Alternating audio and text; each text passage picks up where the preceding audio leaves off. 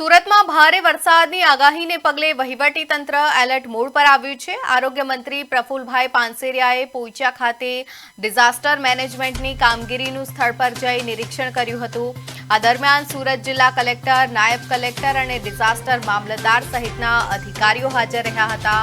મંત્રીએ સંવેદનશીલ અને અસરગ્રસ્ત વિસ્તારોની સ્થિતિ અંગે અધિકારીઓ પાસેથી માહિતી મેળવી હતી। આપાતકાલીન સ્થિતિમાં નાગરિકોની સુરક્ષા સુનિશ્ચિત કરવા અને કોઈપણ પરિસ્થિતિને પહોંચી વળવા તંત્રને સંપૂર્ણ સજ્જ રહેવા સૂચના આપવામાં આવી છે।